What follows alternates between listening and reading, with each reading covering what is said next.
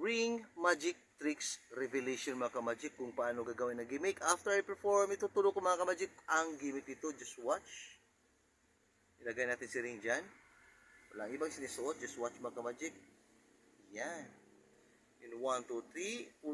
Push the ring. Tapos mga ka-magic ay ihulog natin dyan sa kabila. Tulak lang. Yun. In 1, 2, 3. Biglang nawala. And lumipat sa kabila. Ang gimmick dito mga ka-magic is like this. Ilagay sa ring dyan. Tapos, ito na ang mag-push mga ka-magic. Assuming lang na parang na-push lang. Ganyan. Tapos, i-clip mo yan dyan mga ka-magic para makuha mo sa ring. Pag nakuha mo yan mga ka-magic, saka mo na i-move. Yan, i-move. Tapos, ilagay mo siya sa pinakamaliit na daliri. Yan. Pinakamaliit. Pag masuot niya mga ka-magic, ihulog mo lang. Tapos, saka ka na ikot.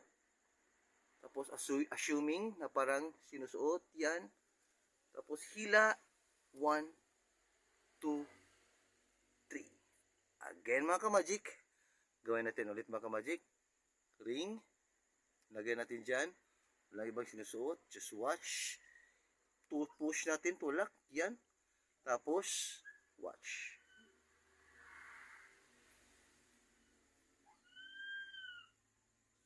Yun ang gimmick mga magic. Thanks for watching and Viva Jesus. See you for the next episode. Magic Tricks Revelation. Thanks for watching.